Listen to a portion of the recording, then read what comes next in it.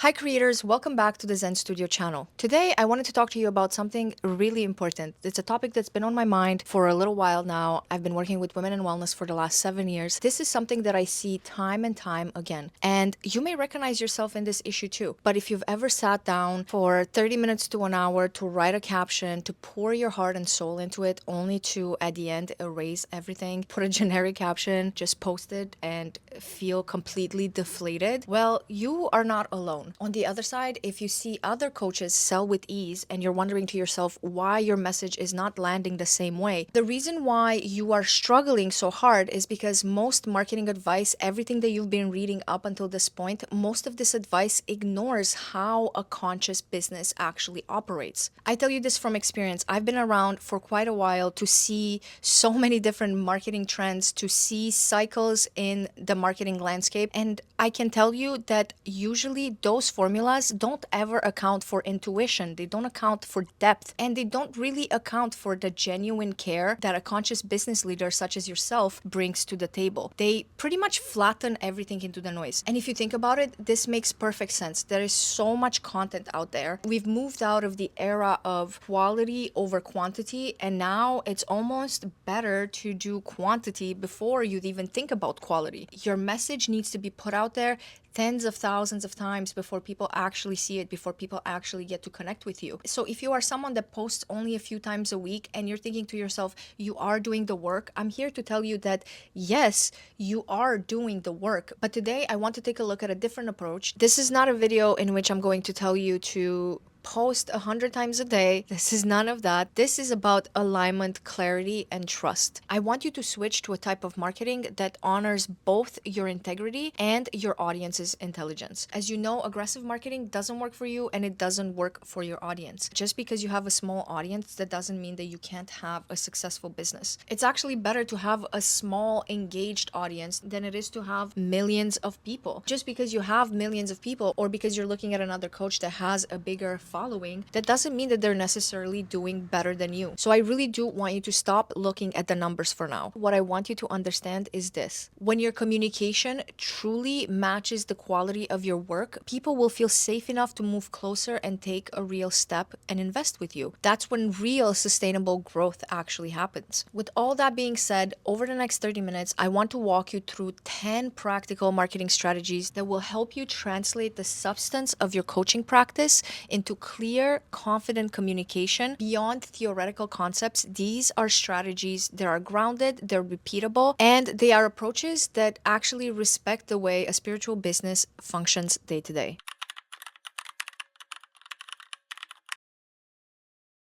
Let's start by defining what marketing can be. Not performance, but a practice of clarity and genuine connection. When we talk about magnetic marketing, what is it that we actually mean? Regular marketing is performance-based. I don't have to tell you this. It is focused on appearing successful, on being polished, and on reaching that expert level. It is all about the numbers. Now, you have to understand that those numbers sometimes are real, sometimes they're not. This is not what we're here to discuss, but just keep this in mind. When it comes to regular marketing, the performance metrics are really, really important. It's very volume driven. So if something doesn't work, the typical advice that you will get out there is that you should do more posts, more ads, you need more visibility almost at any cost. And here, when we're talking about the cost, we're not just talking about monetary cost. This is exactly why this type of advice doesn't necessarily work in a spiritual business. A big majority of the people that we work with, for example, are solopreneurs. They are the only ones working in their business. So that means that on top of being the coach, you also have to be the marketer. You also have to be the lead generation.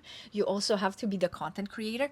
You have to wear all of these different hats. And because of this, there is a limit to the amount of content that you can create. You are only one person. So what I see happen, and what has happened even in our business, if I'm being honest, we tend to do more. We tend to just keep adding more and more and more to our plate. And that usually is fine until it's not, until you start burning out, until you realize that you have to take the energy from somewhere else and pour it into content creation. I know that when you became a coach, you didn't also sign up to be an expert marketer, a content creator, an ad specialist, and all of the other things. But this is actually the type of advice that you will get out there when it comes to regular marketing. The next thing is that regular marketing is, again, very conversion focused. And obviously, while we all want sales, the other side of the coin is that you can have a resonance focused type of marketing where you want to find the people that you actually can help, that you actually want to work with. And it's not just about getting whoever through the pipeline just to make that sale. Another thing about regular marketing is that they have this one size fits all formula. So like I said earlier, you just have to do more. You have to do more posts, more ads. You need to have your email marketing in place. And if you've opened your inbox in the last little while, you'll notice that a lot of people use copy paste templates. They're using the same trending hooks and it's all starting to sound a little bit the same. On the other hand, when you switch to magnetic marketing, you can then move more into personalized communication, right? Another huge difference that you see between a regular marketing and magnetic marketing is this outward push, right? You're constantly chasing clients, you're constantly trying to convince them, you're constantly doing more and more and more. Well, with magnetic marketing, you can have a neutral pool. Clients can approach you when they recognize themselves in your message, when they recognize themselves as being good candidates for the transformation that you offer. And that totally shifts the energy exchange as well. When I get on a call with clients that just need to get a client, like their livelihood depends on that next client, they show up to their own calls with a very different energy versus someone that is in alignment and is in flow and knows that the right client will come at the right time. At that point, you're not desperate, again, to just work with anybody. Sometimes it's even dangerous to open yourself energetically to certain types of people, especially in this kind of work. You have to curate your audience as much as possible. So where regular marketing feels very transactional, relationships are a means to an end. In magnetic marketing, this is relational. You create trust, you build that trust with your clients over time through that consistent, genuine connection. So that when people finally come and work with you in person, you know that you have that trust already built in the relationship, and you know that everything will flow so much better. I talked about this in the last video, but when a client trusts you, they're way more likely to implement that advice, which means that they will get faster, better results, which in turn means that you have a good method that works. So it's a win-win situation for everybody. Another thing is regular marketing is very algorithm based. It's algorithm obsessed, really. And we hear algorithm this, algorithm that every single day of our lives, especially if we run an online business. But we cannot just let all of our decisions be driven by this algorithm that just craves engagement at the expense of everything else. In your own coaching practice, I encourage you to be more mission aligned, right? Make decisions that are based on what serves your purpose and your energy. What I want you to understand is that magnetic marketing is a lot more sustainable in the long run. You can build a rhythm that is honoring your natural cycles. You don't just always have to do more and more and more. Regular marketing is built on hustle. It's built on that constant output, and it's built on keeping up the appearances that you are doing well. Well, if you've ever tried to keep appearances, you know how exhausting it gets even after a little while. So instead, choose magnetic marketing strategies that actually honor your mission and your energy. It will be so much better in the long run for you. Let's dive into those 10 magnetic marketing strategies that you need as a spiritual coach and conscious entrepreneur. But before that, I just wanted to introduce myself. I'm Vanessa. I co-own a branding and web design studio called Zen, and I've been working with women in wellness for the last 7 years. I started this channel so that I can share my knowledge with you in hopes that it helps you build your own online practice. If these topics interest you, please like and subscribe to the channel so that I know you're watching. Thank you so much, and let's get back to the video.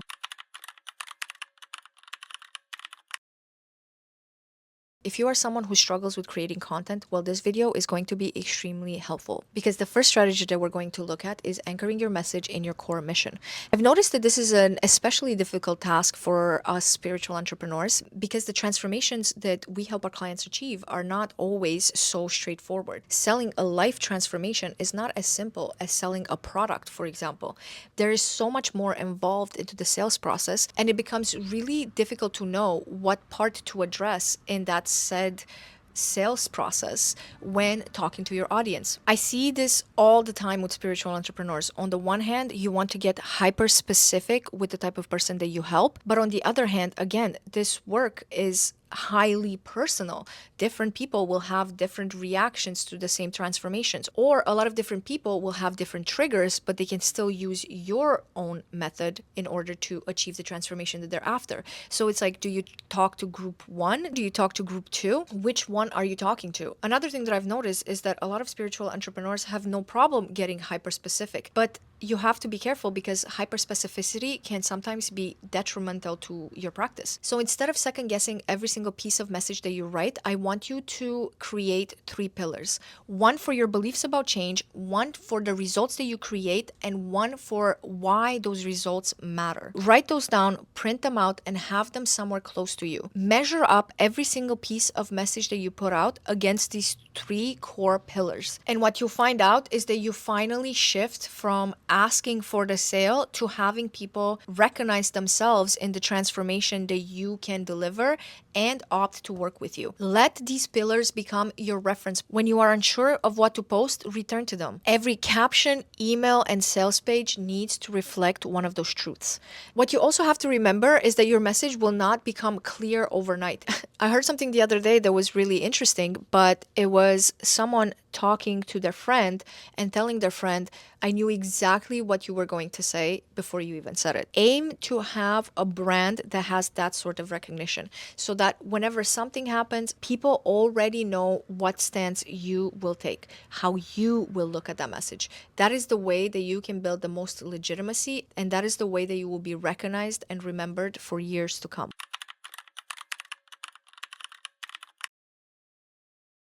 Now that you have the three pillars, next we're going to define your soul aligned clients. In order to understand your ideal client, you have to go beyond the demographics and understand their inner language and their inner fears. I always like to say that our ideal clients are mirrors to parts of us that we have already worked through.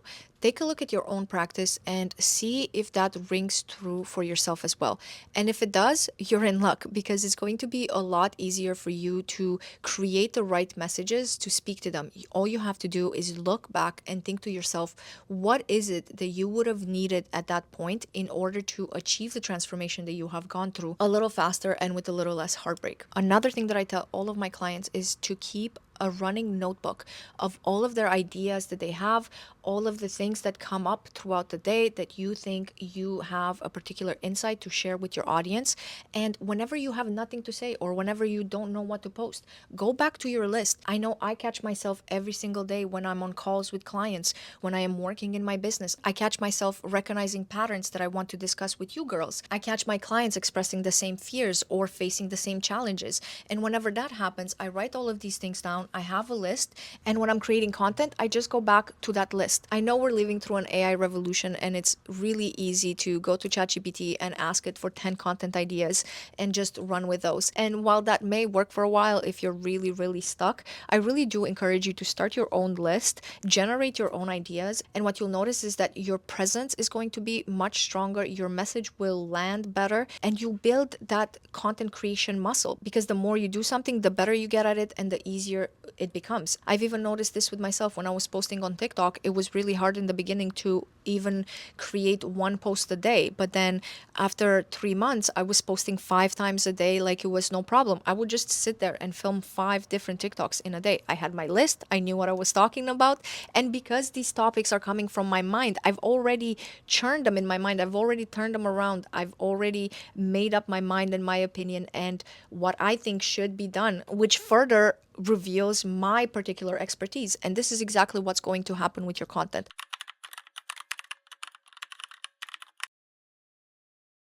I've been suggesting a signature framework to my clients for the better part of the last 3 years. And the reason why I believe signature frameworks are so powerful is that, you know, this market is getting more and more crowded every single day. So it's not enough that you just offer yoga classes, or it's not enough that you offer just breathwork classes. Maybe it is enough if you just want to offer them locally, but even then, I still suggest a signature offer.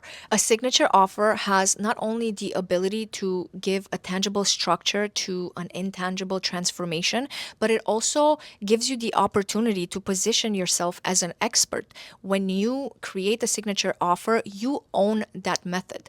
And I can't stress enough how important that is in this day and age, especially if your wellness business is also your personal brand. You want to have a method that defines your work. It will give your audience a reason to work with you, it will give you a point of differentiation against your competition. And overall, it will make it even easier for you to deliver the transformation to your clients. And we can talk in depth about a signature offer. And this is actually something that I help clients create in my office hour sessions. So if this is something that you also want to develop and you need a little help, I'll put the link in the description below and you can book a call if you want to. But you want to be hyper specific with the methods that you use, the reasons why you use the methods, and exactly what kind of transformation clients should expect. By having this signature framework, you provide a sense of safety and clarity for both you and your clients. Before we move on, another reason why I like signature methods is, again, because it's going to be so much easier for you to sell. I've worked with clients that had a number of different offerings, and the problem then becomes that you don't have time to promote each and every single one of your services. Because once again, you are alone in your business. You only have 24 hours in a day like the rest of us, and you can only do so much. So what's the point in creating 5 or 6 different services if you don't even have the bandwidth to promote every single one of them, let alone if your clients come tomorrow and each one of them books you for a single service? Will you then be able to address all their needs? I don't know, maybe you can. But in general, I find it's way easier to just have one signature program that you promote over and over and over again. And that offer will solidify with time. You will become known for that specific offer. So if you are someone that has a couple of different services scattered around, but you're not really getting many clients in all of them, and there's only one of your offers that gets clients consistently, then maybe it's time to make that one offer your signature offer and just continue promoting that. You'll have a much easier time. Again, if you want to discuss this, book a call. I would be more than happy to discuss all of this with you. But let's get back to our video for now.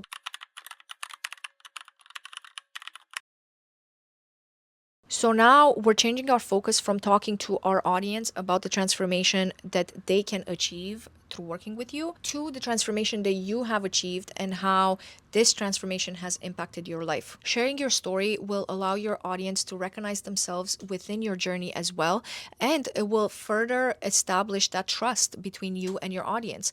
Because remember that you are inviting someone to be vulnerable with you, so you have to in turn also be vulnerable with them. Meet them at the same level. And once you do that, share the moment that your healing turned into service. Your story is the most powerful bridge between your expertise and your audience's trust. I don't know why many spiritual entrepreneurs refuse to share it. Maybe we are afraid of seeming broken, maybe we're afraid of oversharing, or we're afraid of feeling too self-focused.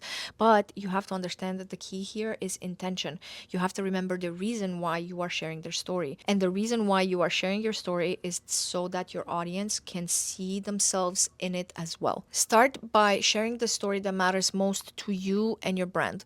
Most of the time, it's that moment when personal healing turned into a service, when what you learned finally became something that you can teach.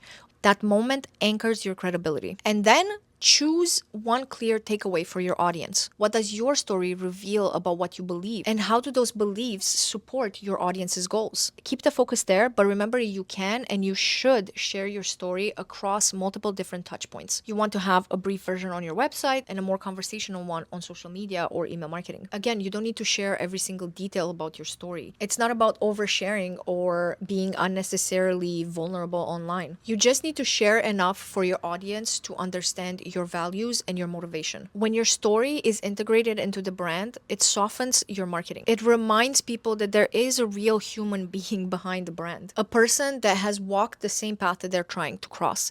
And in this day and age, when everything seems fake, your authenticity will matter more than you think.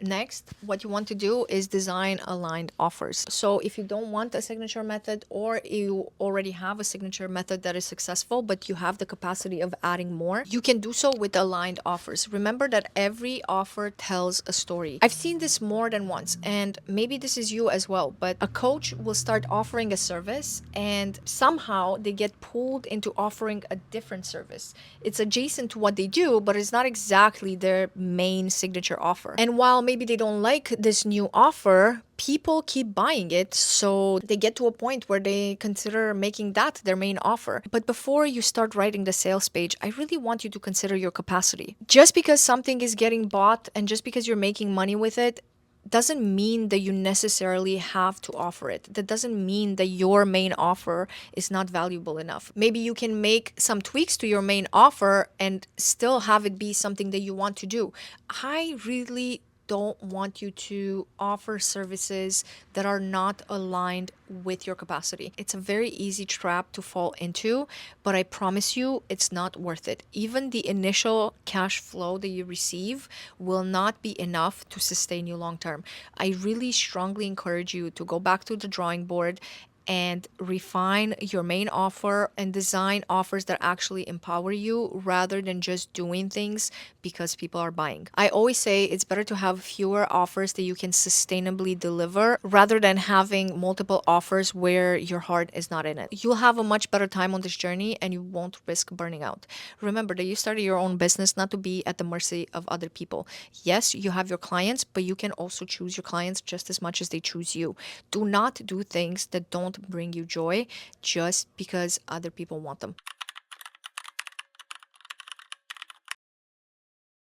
Now it's time to develop a consistent content rhythm. This is going to be the longest and hardest chapter in your business storybook. I'm not going to sugarcoat it. It's going to be hard, but it doesn't have to be painful. If you have little experience with social media, I suggest choosing one or two platforms, giving each of them a purpose, and just sticking with those. Ignore all of the other ones. Just focus your energy on those two platforms. Remember that consistency matters a lot more than frequency, but you also have to be strategic with where you appear. If you are someone that just posts on Instagram a couple of times a week, that's okay. I'm not going to tell you to become overnight influencers. I know this is not the reality for many of us, and you don't have to do that, but you do have to show up authentically and you have to show up consistently. I also suggest picking something that you like to do or something that you can seamlessly integrate in your day to day. If you are someone that's out a lot and you can film a lot of content by just being outside, you have a very interesting, busy life, then filming content may be easy for you because at the end of the day, you can sit down and create a compilation of the videos that you took throughout the day, put a voiceover over it, and just post that. If you are someone that hates being on camera, then I don't suggest starting a YouTube channel or being on TikTok and doing talking head videos. You really have to look at your strengths and what is it that you can do. If you like writing, then I suggest starting a Substack, starting a blog, having an email list. If you like to talk, if it's easy for you to express yourself, but again, you don't want to be on camera, then maybe podcasts are the way to go for you. And if you don't like to do any of those things, if you don't even want to be online, that's okay too. You can collaborate with people offline, especially for those of you that are in urban areas. You don't necessarily need to have an online business. You can have a local business. Test out all of the different ways of creating content out there and see which one you have the least resistance to and just go with that. Before we move over to the seventh strategy, I just wanted to pause for a second and remind you that if you do like this video, please consider subscribing. It helps me know that you find this content helpful so that I can continue to create more.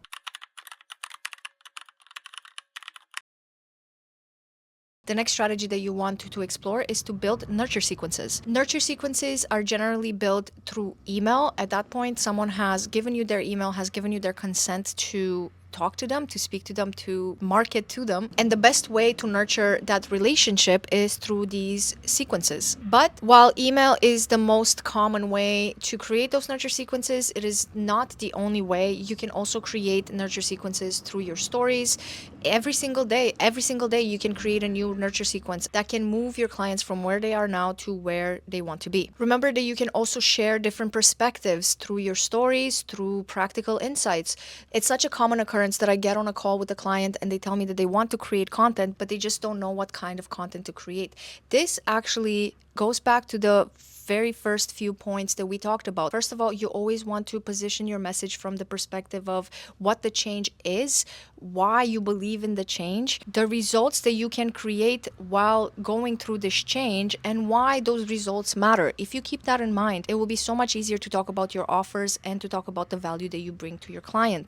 Another thing that I see all the time with my clients is that they don't really want to repeat the same message. They think that if they're repeating the same message, they sound either too salesy or they've just talked about it before. So what's the point in talking about it again? What you have to understand is that social media algorithms no longer function in a linear sequence. They no longer display your messages sequentially. So a potential client of yours may get on Instagram and they may see a reel that you posted a couple of months ago. It's not even the latest reel that you posted. They're coming in at very different points in the funnel. It happens so often that I get on calls with clients and they haven't started a social media channel yet, and they always ask me, should I start with an introduction? Should I introduce myself? Should I talk about my services? And it's like, yes, do that, and then do it over and over again. I can't emphasize this enough. Repetition is key. When we're talking about consistency, you can maintain that consistency by being repetitive. And when I say be repetitive, what I mean is, once again, talk about the change that your transformation can offer. Talk about the results that are an outcome of those changes and why those results matter. And whenever you talk about it, what you'll notice is that there are many different angles to look at the same issue. You don't always have to repeat word for word exactly what you said in a previous post, but you can definitely, and it's encouraged that you repeat the same idea. A few years ago, they used to say that it takes a marketing message 7 times before it actually sinks into your subconscious mind. That was a few years ago. Now we are constantly bombarded with content and with ads, and I bet you it takes even longer before a message actually sinks into your head. Even everything that I'm talking about in this video, you probably already have heard all of this before. It's nothing new. But we have to repeat the same message over and over and over again until something clicks.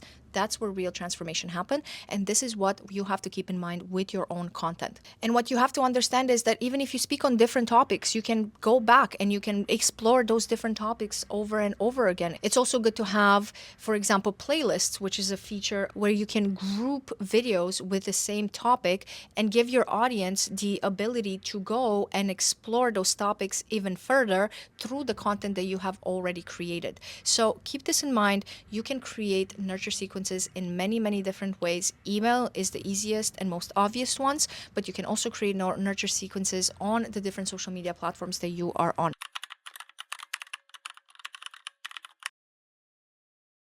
The next thing you'll want to do is to collaborate with other aligned leaders. This will come easier to some of you than others. And if this is easy for you, I really want you to explore it even further. If you can partner with complementary practitioners that can really help you reach an even bigger audience without having to do the heavy lifting of constantly creating content. This is also why I always suggest podcasts. Again, a lot of the clients that I talk to, they want to run their own podcasts. And while I admire their dedication, I also know the amount of work it actually takes to run a podcast. So if you do want to do that, take a look at your life and see if you can squeeze another 10 hours in out of your week to just focus on your podcast, focus on creating the content, editing the content, circulating the content afterwards on social media. You can do that. But if you can't find the time, that you can also collaborate with others that have already established podcasts. And in that way, you can get access to their audience. You have to understand that it's a lot easier to reach new audiences when you partner up with other people. It's true what they say, there's strength in numbers. So if you already have people that come to mind when it comes to collaboration, reach out to them, create something together, and you'll see that both of your audiences are going to benefit from that. You can start again with small collaborations. You can share a workshop, you can put an event together, you can facilitate a retreat together, whatever it may be. The best collaborations always feel like a creative expansion, not a simple marketing tactic.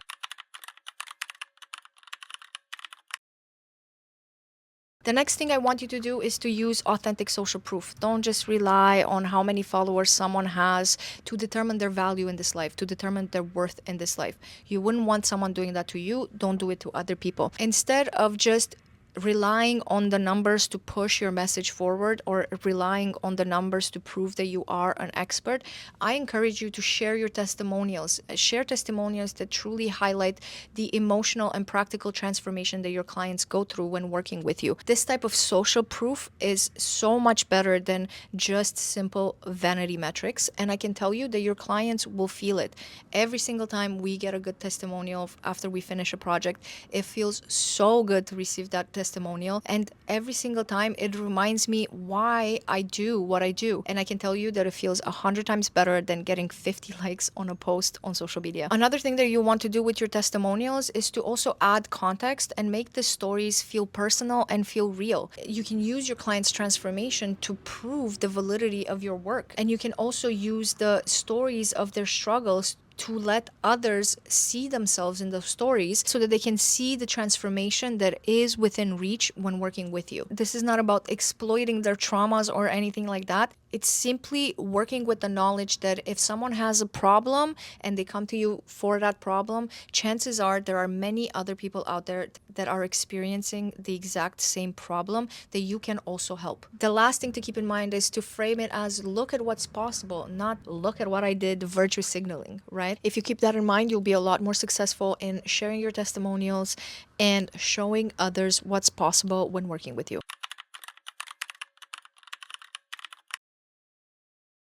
Finally, the 10th marketing strategy, and this one is really just for spiritual conscious entrepreneurs, but try to align your marketing with your energy cycles. This pretty much goes against all the typical marketing advice that you get out there.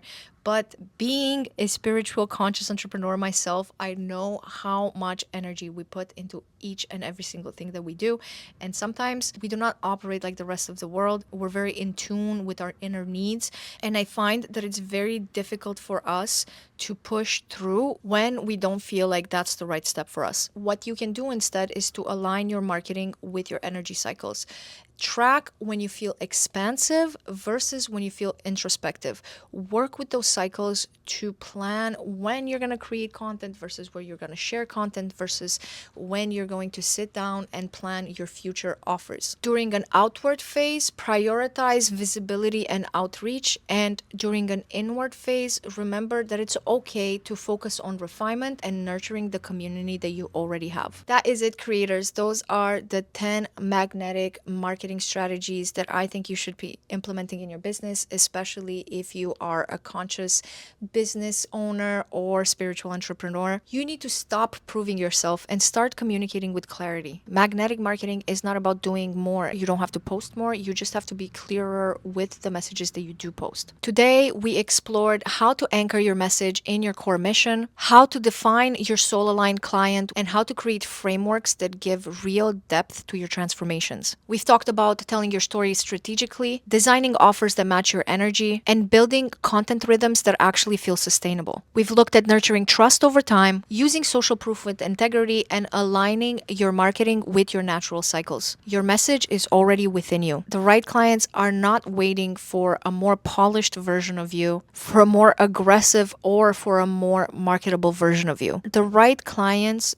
they just want the real you, the one that shows up consistently, speaks clearly, and honors the depth of the work that you do. When your marketing becomes an extension of your values rather than a performance that you put on, your sales conversions will stop feeling salesy, your growth will stop feeling chaotic, and your business will become what it was always meant to be, an ecosystem that sustains itself through genuine connection. Moving forward, remember this: you don't need to prove yourself. You just need to express yourself clearly, consistently, and without apology. The coherence between who you are and how you are communicating is what's creating that magnetic, that magic pull. That's what builds trust, and that's what turns your practice into a thriving, sustainable business. Your work changes lives. Now let your marketing reflect with that same integrity, clarity, and care. Thank you so much for watching. If you found this video helpful, please like and consider subscribing to the channel.